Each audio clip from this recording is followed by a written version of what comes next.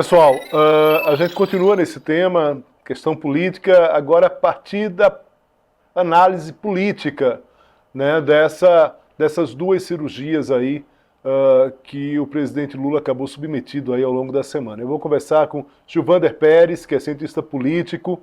Gilvander já está aqui com a gente. Gilvander, muito obrigado aqui pela presença. A gente vai tratar... Eu agradeço. Muito bem.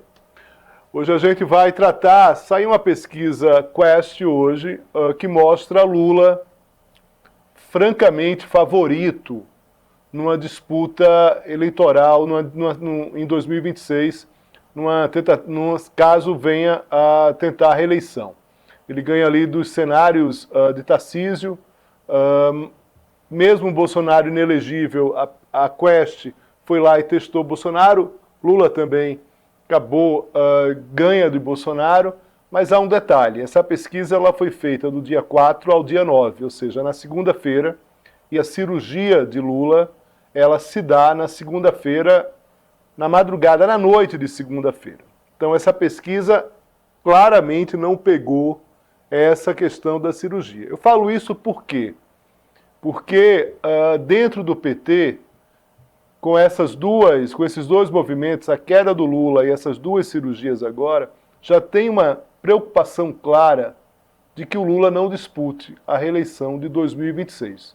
Não é nada que está fora do radar. Parece que é coisa de... né, os petistas em público podem reclamar dessa avaliação, mas nos bastidores os próprios petistas tratam disso. Por quê?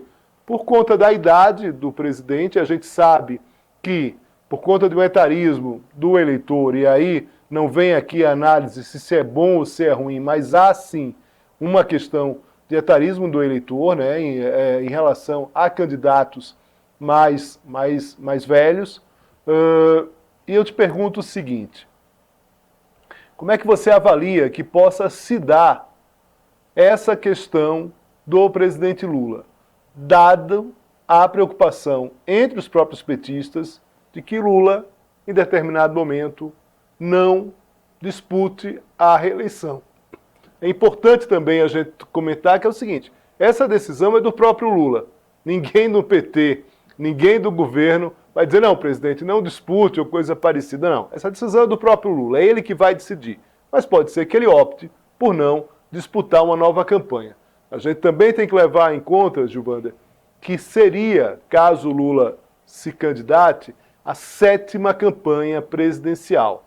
E agora, de um homem que, em 2026, vai ter 80 anos. Mas o seu comentário, por favor. Boa tarde, Léo. Boa tarde a todos os telespectadores da SBT News. É uma satisfação imensa estar aqui. Léo, respondendo a sua pergunta, abriu-se um debate interno dentro do PT após aí a cirurgia realizada pelo presidente Lula. Todos os movimentos internos no partido hoje estão até na busca de uma alternativa caso o presidente não possa se candidatar à reeleição em 2026. A grande dificuldade do PT é que o presidente Lula ele é maior do que o partido e o próprio PT não tem hoje um nome para a disputa presidencial. Ali nos bastidores, a gente que tem circulado muito nas duas casas do Congresso e no Palácio, a gente tem ouvido muito ali um movimento em torno do ministro da Fazenda, Fernando Haddad. Ontem mesmo, alguns petistas até sinalizavam para uma chapa Lula-Haddad, colocando ali o vice-presidente Geraldo Alckmin como numa disputa ao Senado em São Paulo.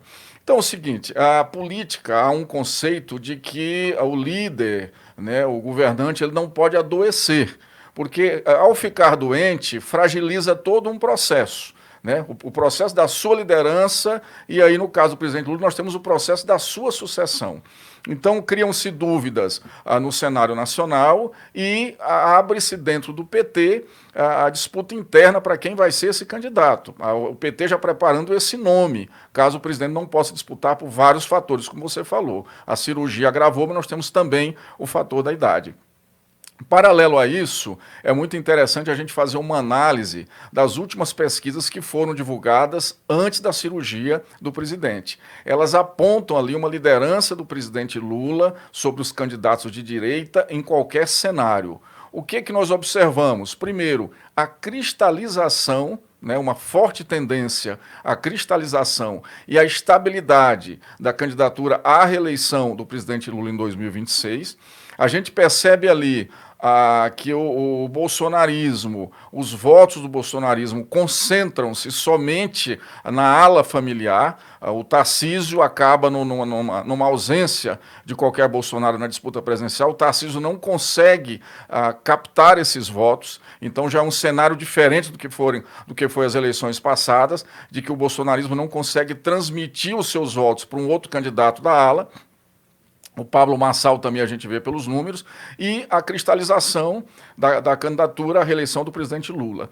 Essa cristalização, ela torna-se mais um problema para o PT, um problema que o PT precisa resolver caso o presidente não tenha condições viáveis de ser candidato à reeleição.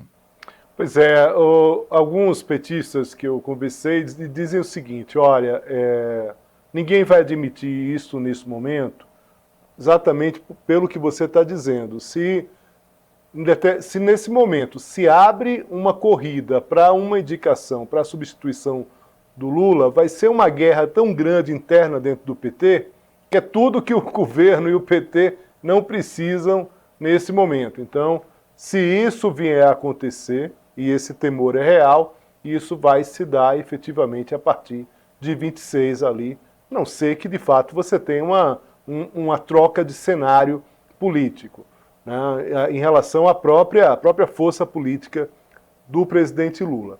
Mas uma coisa que eu queria te perguntar, Gilvander, também é o seguinte: o Senado acabou de aprovar a regulamentação da reforma tributária, né, um dos pontos, que era um ponto colocado pelo relator, que era estabelecer as armas e munições no imposto do pecado, ou seja, com a tributação maior. Isso acabou sendo retirado do texto. Esse texto ainda tem tramitação, ele volta para a Câmara, mas não foi, não é só, quer dizer, a oposição e os bolsonaristas não estão avançando só nesse ponto, avançaram também, como a gente tratou aqui, tem avançado em relação à castração química, é algo que algumas pessoas de esquerda até defendem, mas é uma pauta oposicionista, é uma pauta bolsonarista, e também na questão das armas em relação aos decretos, as armas compradas de 19 a 22 que ficaram ilegais.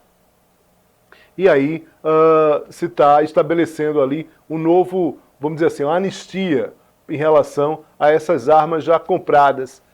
Isso também tem relação com essa internação e essas cirurgias do presidente Lula, que de fato não está operando, pelo menos por mais que o ministro Padilha tenha dito hoje e tenha conversado, a gente sabe que é um paciente pós-operado. Queria uma avaliação sua sobre essa dificuldade do governo no Congresso, considerando também que esse pacote fiscal tudo leva a crer que fica só para 2025. Pois é, na ciência política nós temos um jargão que diz que em terra sem rei a bagunça é geral. O que a gente percebe é que o presidente Lula ele foi sempre o grande coordenador político do governo. A articulação com o Congresso, a conversa com o Congresso, ele fez isso de forma muito ativa. A gente sabe que os ministros sempre tiveram dificuldades. Então, com essa ausência, nós vemos ali uma queda de braço, onde a ala bolsonarista ela tenta mostrar a sua força no Congresso Nacional. Isso foi feito em relação à retirada ali da questão das armas na votação da reforma tributária no Senado, e está sendo feito de forma muito, digamos, explosiva, como eles gostam, né? De forma muito midiática em relação a alguns projetos que só interessam a ala bolsonarista.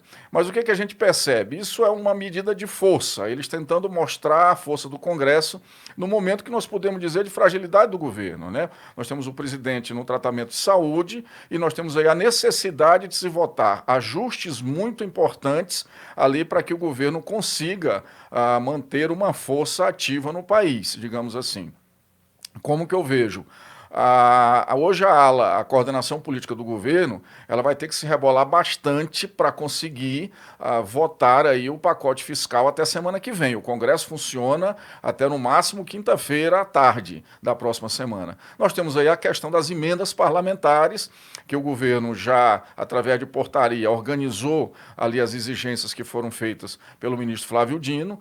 há um diálogo com o presidente Lira e com o presidente Pacheco dessas liberações para a semana que vem, e provavelmente com essas liberações nós podemos ocorrer aí a votação do ajuste fiscal. Mas por enquanto o que se percebe é um teatro midiático da ala bolsonarista tentando fragilizar o governo com as suas medidas de costume e a pauta bolsonarista. Muito bem, Gilvander Pérez, muito obrigado aqui pela presença, pelo seu tempo, pela gentileza. Um forte abraço, bom trabalho para você e até a próxima. Eu que agradeço a oportunidade, sempre às ordens. Muito obrigado.